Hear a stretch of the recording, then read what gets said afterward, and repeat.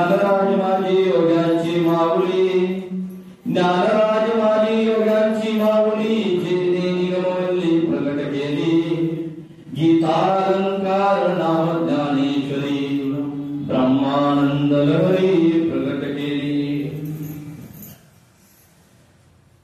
भगवान परमात्म्याचे ललिवाळ भक्त नामदेवराय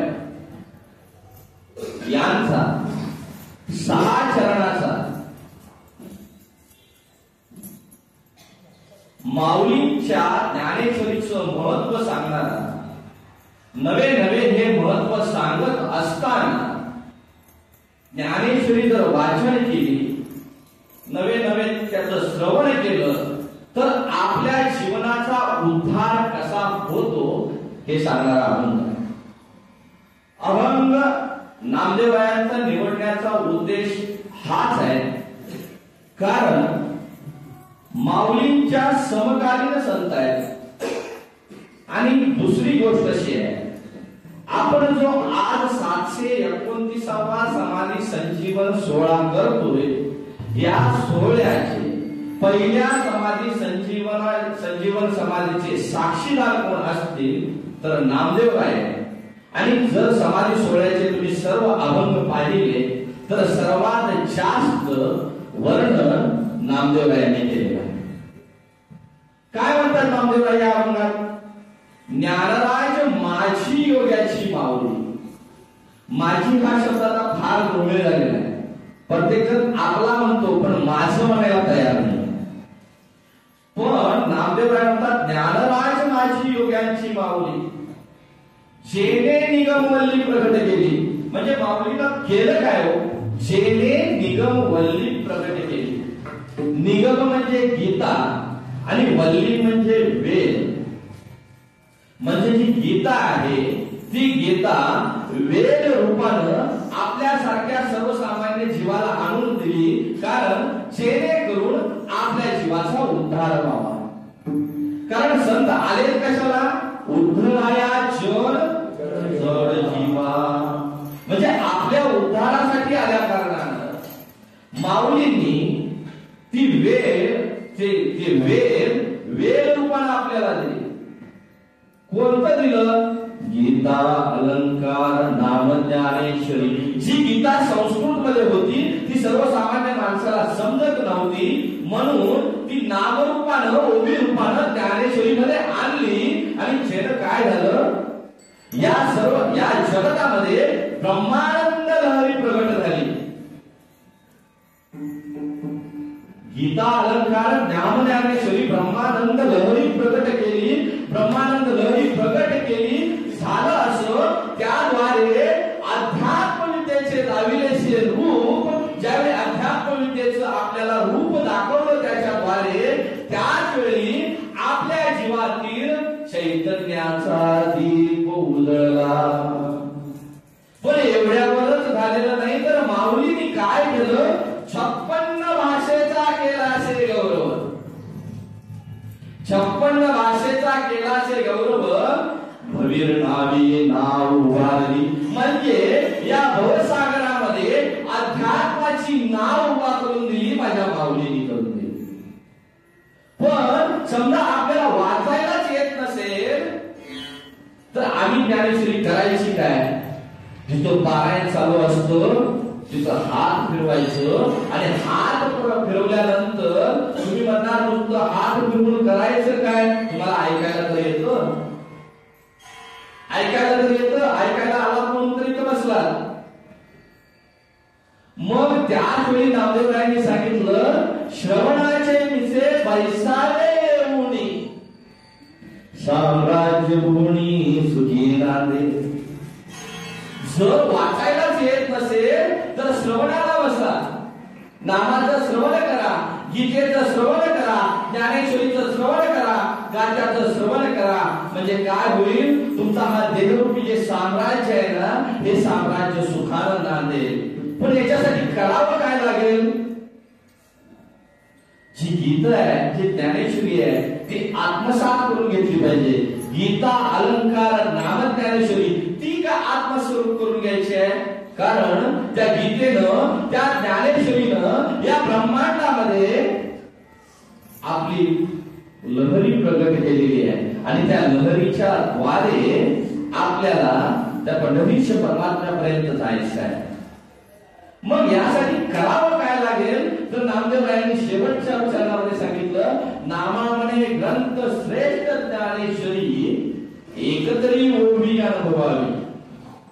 जीवनामध्ये आल्यानंतर काही नाही जमलं तर चालेल, पण त्या ज्ञानेश्वरीची एक जरी ओवी अनुभवली तर तुमच्या जीवनाचं कल्याण झाल्याशिवाय राहणार नाही. पण त्यासाठी काय करावं लागेल?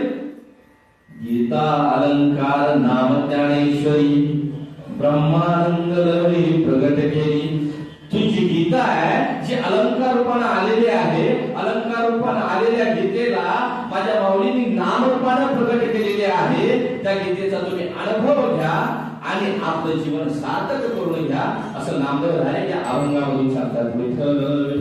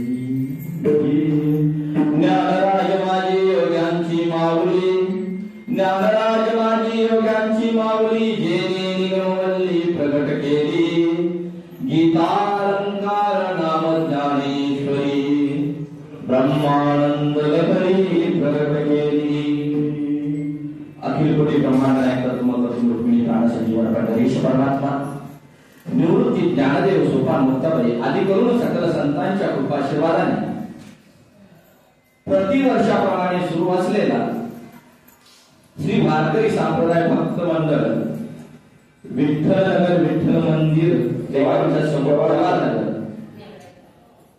मंदिरामध्ये सुरू असलेला हा समाधी संजीवन सोहळ्याचा कीर्तन सेवेचा कार्यक्रम तुम्हा सर्वांच्या उपस्थितीत तुम्हा सर्वांच्या आशीर्वादाने पार पडतोय। मुळात आपल्याला देवानं या पृथ्वी तलावर जन्माला घातलं, नवे नवे भारतामध्ये जन्माला घातलं, नवे नवे महाराष्ट्रामध्ये जन्माला घातलं, नवे नवे या आपल्या इचलकरंजी शहरामध्ये जन्माला घातलं, नवे नवे इचलकरंजी शहरामध्ये जन्माला घातलं असून सुद्धा या मंदिरामध्ये येण्याचं भाग्य आपल्याला लाभलं त्या परमात्म्याचं कारण आहे। कारण कोरोनाच्या काळामध्ये कोण राहिलं कोण गेलं कोणाला माहित नाही, पण त्याच्यातून आपण वाचलो आणि आज माऊलींचा संजीवन सोहळा करतोय म्हणजे जन्मोजन्मी आम्ही बहुपुण्य केले तेव्हा या विठ्ठले कृपा हे सहजासहजी शक्य नाही। नामदेवरायांचा अभंग घेण्याचं कारण ही तेच आहे, कारण एखाद्या व्यक्तीबद्दल जर आपल्याला माहिती सांगायची असेल तर त्या व्यक्तीचं ज्ञान आपल्याला नवे नवे त्या व्यक्तीची ओळख आपल्याला असली पाहिजे। मग नामदेवरायांना ज्ञानोबारायांची ओळख होती का? नव्हती। मग ओळख झाली कशी? अहो ज्यावेळी माऊलींना तीर्थयात्रा करायची होती आणि माऊलींनी देवाला सांगितलं मला तीर्थयात्रा करायची आहे, पण तीर्थयात्रा मला ती करायची आहे नामदेवाबरोबर करायची आहे। आणि देवानी नामदेवाला सांगितलं बाबा तुला माऊली बरोबर तीर्थयात्रेला जायचं आहे। नामदेवानी सांगावं देवा माझा बाप तूच आहेस, माझं तीर्थ म्हणजे पंढरी आहे, तीर्थक्षेत्र माझं पंढरी आहे आणि पंढरी सोडून मी कोणत्याही तीर्थयात्रेला जाणार नाही। आणि कुणासंग जायला सांगतोस? माऊलींच्या बरोबर। तर माऊलींचं ज्ञान त्यावेळी तसं त्यांना माहित नव्हतं आणि त्यावेळी देवाला सांगितलं देव म्हणे नाम्या पाहे ज्ञानदेव मीच आहे तो मी नाही तुझा ज्ञानदेव आत्मा माझा। अरे मी माझा आत्मा पाठवतोय तुझ्या बरोबर यात्रेला तीर्थयात्रेला तुला जावं लागेल आणि त्या तीर्थयात्रेमध्ये माझ्या माऊलीचं महत्व माझ्या माऊलीचं ज्ञान माझ्या माऊलीची कीर्ती ती नामदेवरायांना कळाली। अहो आज आपण या मंदिरामध्ये येऊन समाधी संजीवन सोहळा करतोय हे आपल्यालाच आवडतंय असं नाही। तुम्ही इथं या तो यात्रा म्हणून साजरा करा। समजा तुम्हाला वेळ मिळाला तर तुम्ही सुट्टी घेऊन आळंदीत जाऊन सुद्धा यात्रा करू शकता आणि ज्यावेळी तुम्ही ती आळंदीची यात्रा करता त्यावेळी तो देव प्रसन्न होतो। हरी यात्रे अलंकार पुरा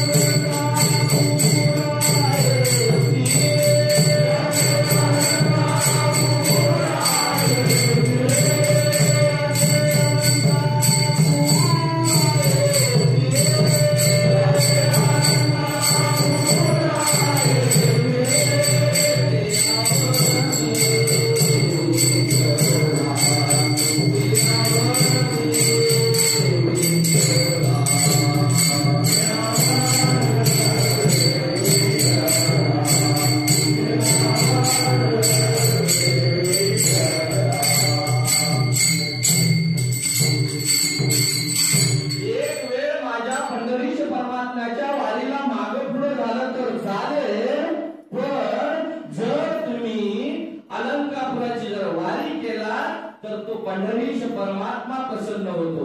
यात्रे अलंकापुरा येती ते आवडती विठ्ठला पांडुरंग प्रसन्नपणे म्हटलेला बरोबर आहे. म्हणजे यात्रा ही करावी लागेल, वारी ही करावी लागेल. पण हे करत असताना वारी कुणाची करायची, यात्रा कुणाची करायची याची ओळख आपल्याला असली पाहिजे. समजा एखादा आपल्याला जाता जाता भेटून गेला आणि समजा आपल्याला त्याची ओळख नसेल तर तो आपल्याला कधी नादाला लावून जाईल काय सांगता येणार नाही. म्हणजे आपल्याला ओळख ही असलीच पाहिजे. याच्यावर एक दृष्टांत लक्षात आला तुम्हाला सांगतो मी. झालं असं, एका शेतकऱ्याला आपल्या मुलीचं लग्न करायचं होतं. त्याच्याकडे भरपूर पैसे होते पण त्याला आयत्या वेळी 2000 रुपये कमी पडले. आणि ज्यावेळी त्याला 2000 रुपये कमी पडले त्यावेळी त्याने सावकाराकडे गेला. हा आताचा काळ नाही आहे, हा पूर्वीचा काळ आहे. तुम्ही म्हणणार मला 2000 लगेच कुठं होतं का? आणि त्याने 2000 रुपये घेतले. झालं असं, लग्न केलं. लग्न झाल्यानंतर झालं असं, ज्यानं ते पेरलं होतं शेतकऱ्यानं पीक, ते पीक आलंच नाही. आणि ते पीक न आल्यामुळं त्याला सूचना आता आपल्याला सावकाराचं कर्ज फेडायचं आहे, करायचं काय? तो सावकाराकडे गेला आणि सावकाराला म्हणू लागला यावेळी माझं पीक आलं नाही, पुढल्या वेळी मी तुम्हाला काही करून तुमचं कर्ज फेडतो. सावकारानं सांगितलं नाही, या वर्षीचं कर्ज आहे, ह्या वर्षीच फेडावं लागेल. भले तुझं पीक आलं नाही तर तुला माझ्या घरामध्ये मोलमजुरी करावी लागेल, माझ्या शेतामध्ये मोलमजुरी करावी लागेल. कोणतं जमतंय? त्यानं सांगितलं सावकार पैसे तर मी घेतले, मुलीचं लग्न तर केलंय, तुम्हाला देऊ शकत नाही. आता तुम्ही सांगाल ते मला करावं लागेल. ठीक आहे, तुम्ही म्हणताय तर तुमच्या शेतातलं कोणतंही काम सांगा, ते मी करायला तयार आहे. आणि सावकाराने सांगितलं की तुम्हाला ज्यावेळी शेताला पाणी लागेल त्यावेळी तुम्हाला पाणी घ्यायला जावं लागेल. आणि परिस्थिती अशी होती त्यावेळी सुद्धा दिवसभर लाईट नसायची, पाण्याची पाळी संध्याकाळचीच असायची. आणि झालं असं, नेमकं यानं कामाला सुरुवात केली त्यावेळी आता जशी थंडी पडली तसे थंडीचे दिवस होते. त्यानं दिवसभर काम केलं आणि रात्रीचं पाणी पाजायला चालू केलं. असं 2 वेळा झालं. तिसऱ्या वेळी झालं असं, कडाक्याची थंडी पडली, तो रात्री पाणी पाजायला गेला. आणि पाणी पाजायला गेल्यानंतर झालं असं, त्याचे हात पाय लटपट कापू लागले. पाण्याला हात सगळे आकसलेले होते, पाय आकसलेले होते. त्याने इकडं तिकडं बघितलं, एक काळी पेटी वरच्या अंगाला त्या झोपडीमध्ये दिसली. पण झालं असं, पाणी पाजत असल्यामुळं तिथला पाला पाचोळा सगळा होता. तो पाला पाचोळा सगळा ओला झालेला होता. त्यानं थोडा पाला पाचोळा घेतला, तरी सुद्धा काडी लावून बघितलं तर तो पाला पाचोळा काही जळला नाही. आणि तो पाला पाचोळा न जळल्यामुळं तो इकडं तिकडं शोधू लागला. पण झालं असं, इकडं तिकडं शोधत असताना त्या बाजूला एक चांगला रस्ता होता. आणि त्या रस्त्यावर पाहिलं, त्याला एक 15-20 बंडल पडलेले सापडले 5000 रुपये नोटांचे. माऊली हसायला लागला. गाडी सरकार 5000ची नोट काढेल, तुम्ही शांत घ्या, लवकर मिळेल तुम्हाला. पण झालं असं, त्या 5000 बंडलाचे ते 20 बंडल सापडले, रबर लावलेली होती. पण याच्या शरीरामध्ये इतकी थंडी पसरलेली होती, नवे नवे याला 5000ची नोट कधीही बघून माहीत नव्हती. आणि त्या अंधारामध्ये त्यानं ते सगळं गोळा केलं. अरे आपल्याला सुकलेले कागद भेटलेले आहेत म्हणला. आणि ते सुकलेले कागद घेतले आणि घेतले कागद, त्याची सगळी रबर काढली, त्या रस्त्या कडेलाच लावली आणि काळी पेटी घेतली आणि ते सगळे पैसे पेटवून टाकले. मला सांगा, 5000 रुपयाचा एक बंडल, 5000 नोटचा, म्हणजे तो बंडल झाला कितीचा? एक बंडल 5 लाखाचा. 20 बंडल सापडले होते, त्याला मिळाले किती? 1 कोटी रुपये मिळाले. त्यानं सावकाराचं कर्ज काढले किती होतं? 2000 रुपये कर्ज काढले, 1 कोटी रुपये मिळाले होते. पण ज्या मिळालेल्या नोटचं त्याला महत्व कळालं नाही, नवे नवे त्याला त्याची ओळख कळाली नाही, म्हणून ते त्याला 1 कोटी रुपये प्राप्त झाले नाही. बरोबर ना? म्हणूनच हा अभंग घेतला नामदेवरायांचा, कारण नामदेवरायांनी या अभंगामधून माऊलींची ओळख करून दिली, जेणेकरून त्यांची आपल्याला प्राप्ती झाली पाहिजे.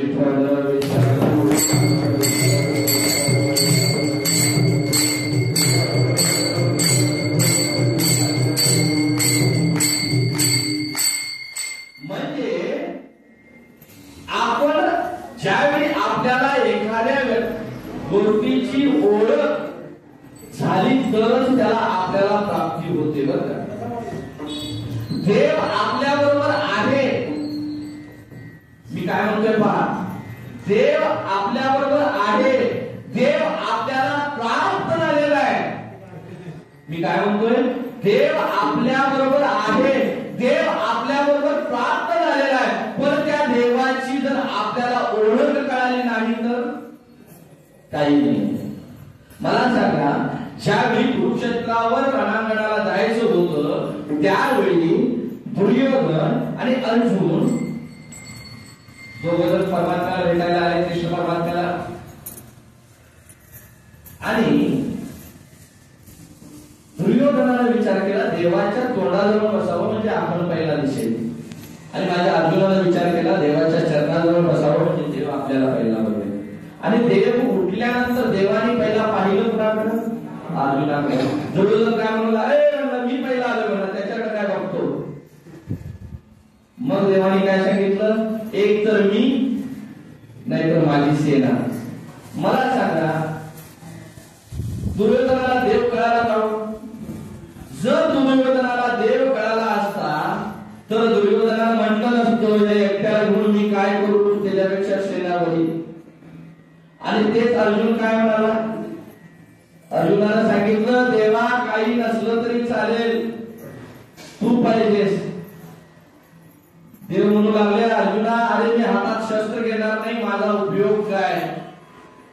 अर्जुनाला सांगितलं देवा जगाचा करता करवी तर तू आहेस म्हणले, कुणाला मारायचं कुणाला वर काढायचं तुझ्या हातात आहे म्हणले, ही सेना काय घेऊन बसलाय म्हणले. म्हणजे आपल्याला ओळख झाली पाहिजे, आणि ती ओळख या अभंगामधून माऊली करून नामदेवराय करून देतात. काय म्हणतात नामदेवराय? ज्ञानराज माझी योगाची माऊली म्हणलेलं आहे. नामदेवरायांना विचारलं का कोणी ती माऊली कुणाची अशी? नामदेवरायांना विचारलं, पण नामदेवरायांनी स्वतःहून सांगितलं माऊली माझी आहे. अहो समकालीन संत नामदेवरायांनी म्हणावं माऊली माझी आहे असं नाही, तर आपले जे आद्य आहेत, आपले परमभक्त असतील, जे आद्य गुरु आहेत ते कोण आहेत? भगवान शंकर आहेत, आदिनाथजी. ते आपले पहिले भक्त आहेत, पहिले वारी करणारे. तुम्ही बऱ्याच जणांच्या मुखातून ऐकलं असेल, पहिली वारी कुणी केली असेल पंढरीश परमात्म्याची? तर भगवान शंकरांनी केली आहे. ते परमभक्त पहिले आहेत, पहिले वारी करणारे ते आहेत, पहिले देव ते आहेत, पहिले गुरु ते आहेत.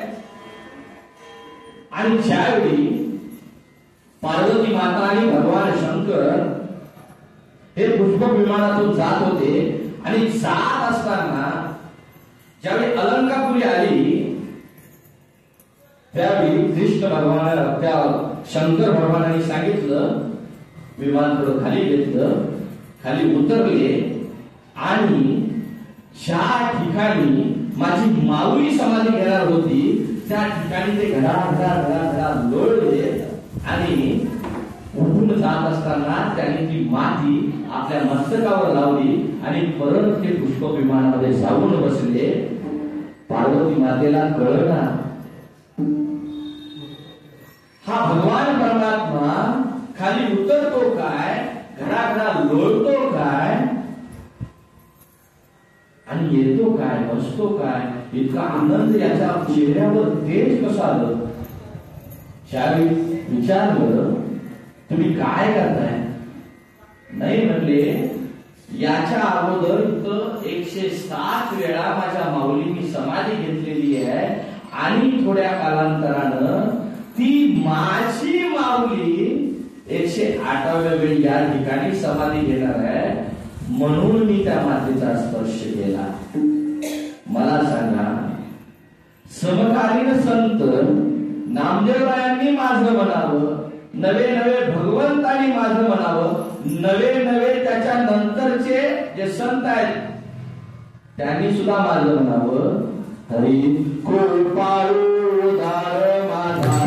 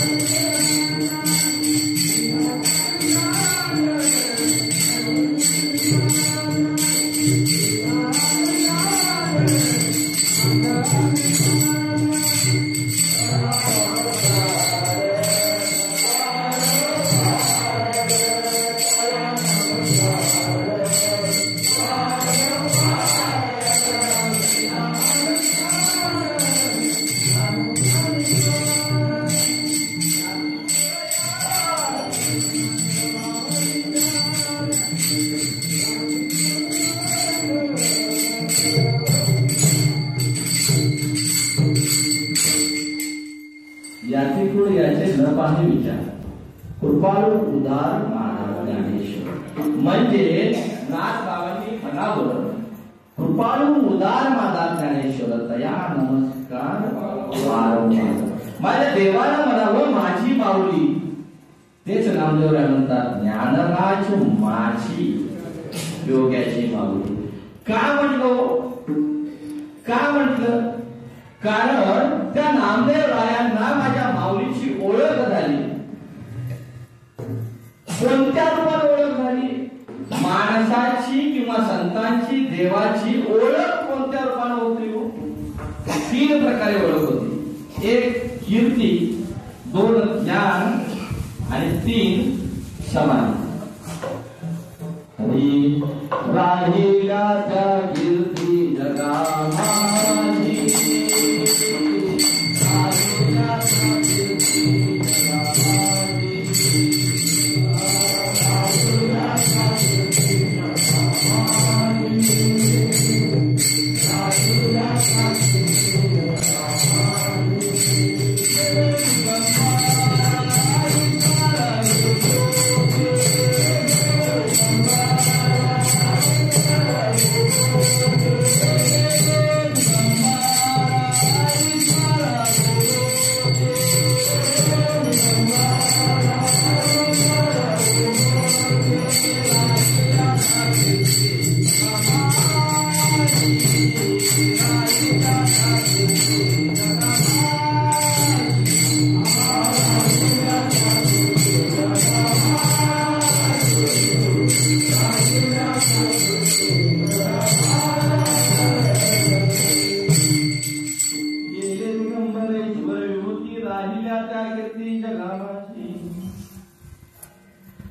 देवाची माऊलीची कीर्ती किती मोठी होती.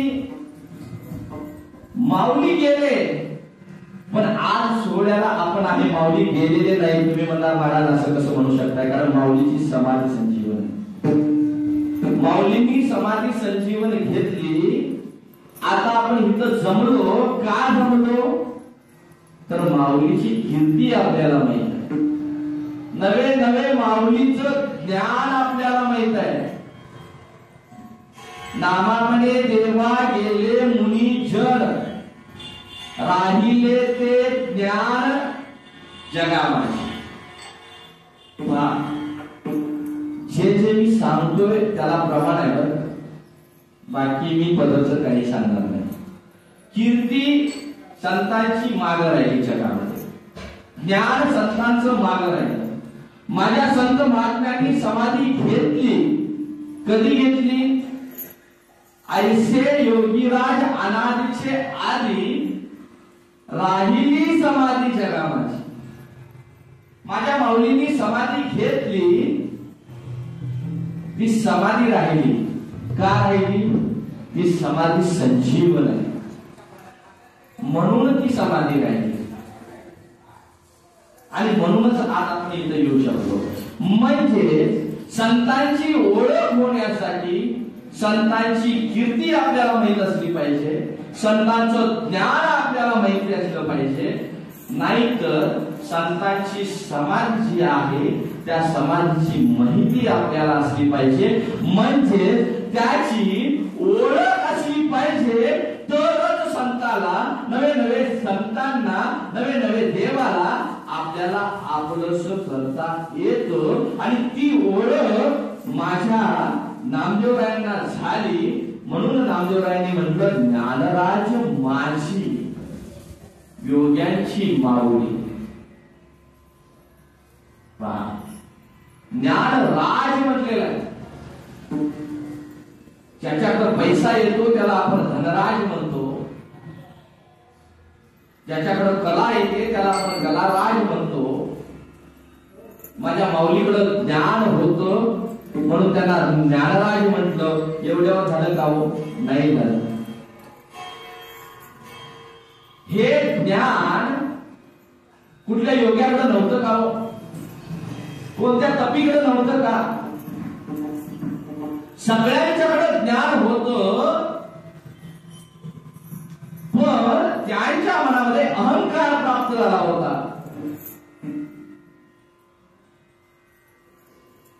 पण त्या योग्यांच्या मध्ये अहंकार प्राप्त झाला. पण माझ्या माऊलीच्या ज्ञानानं त्यांचा अहंकार निघून गेला. अहंकार गेला, तुका म्हणे देव झाला. आणि त्या कारणानं त्या सर्व योग्यांची माऊली कोण झाली असेल तर ती माझी माऊली झाली. ज्ञानराज माझी योग्यांची माऊली, ती माऊली झाली कारण तिनं त्या योग्यांचा अहंकार काढून टाकला. तो कोणत्या रूपाने काढला? ज्ञानराज माझी योग्यांची माऊली शेरे निगमवल्ली प्रगट केली. कारण शी वेद रूपी वेल होती, ते वेलाच्या रूपाने ती काढली. तुम्ही म्हणाल वेलाला महत्व इतकं आहे का हो? तर वेलाला फार महत्व आहे.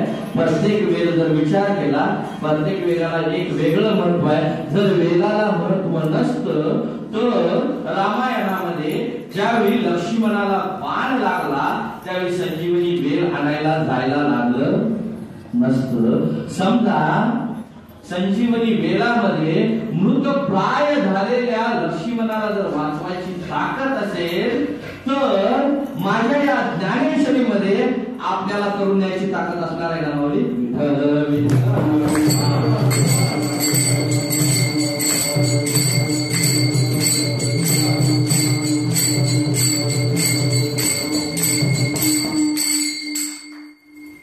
म्हणून माऊलीने म्हणलं, ज्ञानराज माझी योग्यांची माऊली जेने निगमवल्ली प्रगट केली. पण काय आहे ती? गीता अलंकार नाम ज्ञानेश्वरी आणि ब्रह्मानंद लहरी प्रगट केली. गीताची अलंकार आहे ती ज्ञानेश्वरीच्या नामरूपानं आपल्या जवळ आली. संस्कृत भाषा जगाशी कळेना म्हणून नारायणा दया आली. देवाला सुद्धा दया आली. तर बाबा हे संस्कृत आहे, हे कोणाला कळना झालंय, प्राकृत मध्ये आणलं पाहिजे. मग हे आणणार कोण? आणायचं कोणी? आणि त्यावेळी देवानं माऊलींच्या रूपानं हे साध्य करून दिलं. आपण म्हणतो माऊली माऊली माऊली माऊली संत संत म्हणतो, पण माऊली संत नव्हते, माऊली देवच होते. कारण देवते संत निमित्त त्या प्रतिमा, मी तो सांगत असे भावे असो ठाऊक सकळा म्हटलेला आहे. कारण माऊली देवच होते, महाविष्णूचा अवतार सखा माझा ज्ञानेश्वर. म्हणजे माऊली देवच होते, पण त्याची ओळख जोपर्यंत होत नाही तोपर्यंत आपल्याला या पृथ्वी तलावरून जाता येणार नाही. आणि तीच ओळख करून देत असताना नामदेवरायांनी म्हटलं, ज्ञानराज माझी योग्यांची माऊली जेने निगमवल्ली प्रकट केली, गीता अलंकार नाम ज्ञानेश्वरी ब्रह्मानंद लहरी प्रकट केली. हे करत असताना माऊलींनी गीतेचे अलंकार ज्ञानेश्वरीच्या नामरूपानं आपल्याला दिले. पण हे देत असताना माऊलीने आपल्याला याच्यातून दाखवलं काय हो? अध्यात्म विद्येचे दाविलेसे रूप, अध्यात्म विद्येचे दाविलेसे रूप चैतन्याचा दीप उजळला. पहा, ही गीतेचा अलंकार जी ज्ञानेश्वरी आपल्याला दिली, यात दाखवलं काय? अध्यात्म विद्येचं रूप दाखवलं आपल्याला. हे अध्यात्म किती श्रेष्ठ आहे हे माझ्या माऊलीनं त्या ज्ञानेश्वरी मधून दाखवलं. आणि आपला जो जड जीव आहे, नवे नवे आपण जे घट आहोत, सर्वागती राम देहादी एक सूर्यप्रकाशक सहस्त्र रश्मी, जसं माऊलींनी सांगितलं, आपल्या या देहरूपी घटामध्ये तो चैतन्याचा दीप आहे. तो दीप दाखवण्याचं काम जर कोण केलं असेल तर माझ्या माऊलीनं केलं. अध्यात्माचे रूप दाविले, अध्यात्माचं रूप दाखविलं. आणि आपल्या जीवनामध्ये जो चैतन्य आहे, आपल्या जीवनामध्ये चैतन्य आहे, आणि ते दाखवायचं काम कुणी केलं असेल तर माझ्या माऊलींनी केलं. म्हणून नामदेवराय अभंगाच्या पहिल्या चरणामध्ये म्हणतात, ज्ञानराज माझी योग्यांची माऊली जेने निगमवल्ली प्रकट केली, गीता अलंकार नाम ज्ञानेश्वरी ब्रह्मानंद लहरी प्रकट केली. मला म्हणते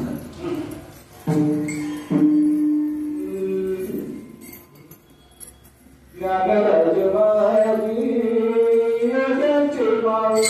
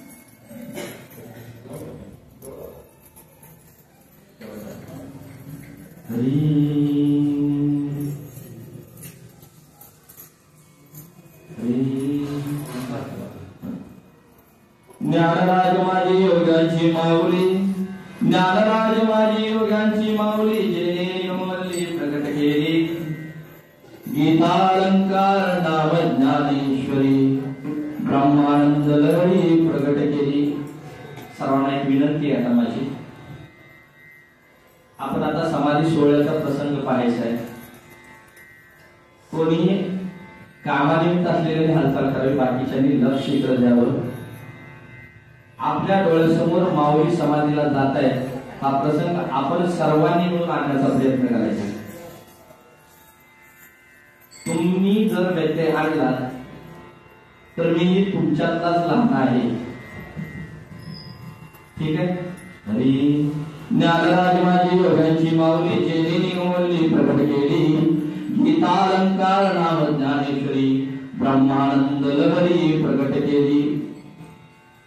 मूळ आपला सर्वांना माहित आहे की नाही मला माहित नाही आहे, पण माऊलींचे आजोबा गोविंद पंतांनी निराई ज्यावेळी अळंदी क्षेत्रामध्ये राहायला होत्या त्यावेळी त्यांना वयाच्या 45व्या वर्षीपर्यंत मूल झालेलं नव्हतं. ज्यावेळी गोविंद पंत आणि मीराबाईंना मूल झालं नव्हतं त्यावेळी कुणीतरी सांगितलं की गायत्री पयुर्वसन करा, आणि गायत्री पयुर्वसन केल्यानंतर 1 वर्षानंतर तुम्हाला मूल प्राप्त होईल. आणि झालं असं. गोविंद पंत रोज सकाळी उठायचे, त्या इंद्रायणीमध्ये जायचे, कमरे एवढ्या पाण्यामध्ये बसायचे, कमरे एवढ्या पाण्यामध्ये उभा राहायचे, ते अनुष्ठान करायचे, आणि अनुष्ठान करत असताना ते गायत्री पयुर्वसन करायचे.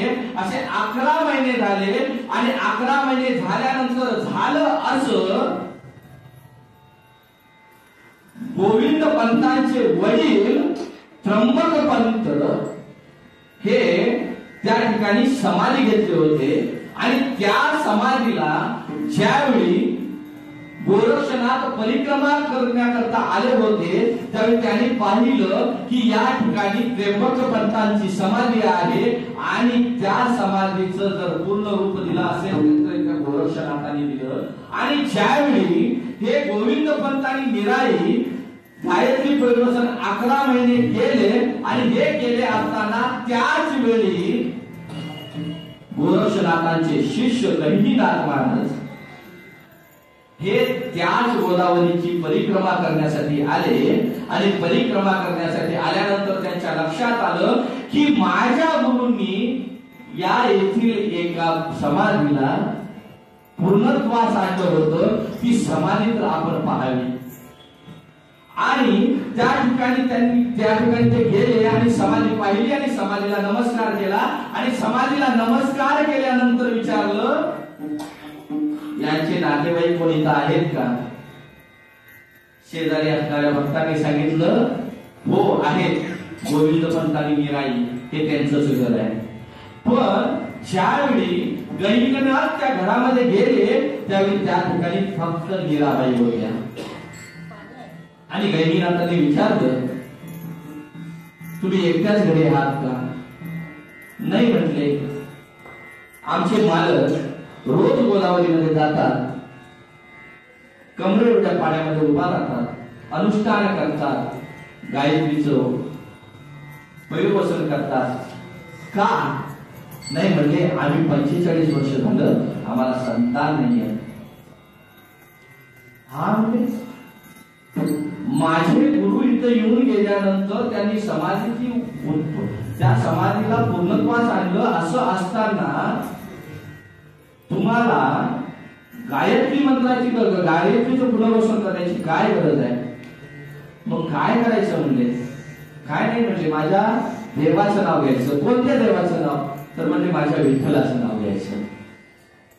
आणि त्यांनी आपल्या हातामध्ये त्यांना सांगितलं तुम्हाला मी नाव घ्यायला सांगितलं, ते माझ्या देवाचं नाव घ्यायचं, आणि मी बरोबर 1 वर्षाने येणार. आणि त्याने हातामध्ये प्रसाद दिला. पहा हे नाथ संप्रदायातील कथा आहे बरं का, तुम्ही ऐकलं नसाल म्हणून मी सांगतोय.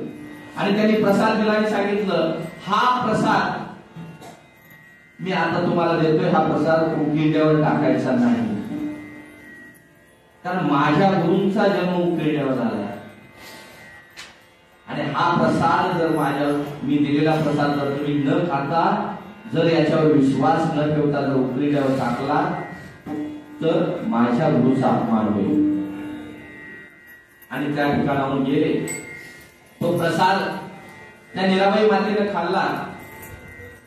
पण म्हणजे तुमचे गोविंद पंत कुठं आहेत म्हणले? नाही म्हणले, अजून सुद्धा बोलावले.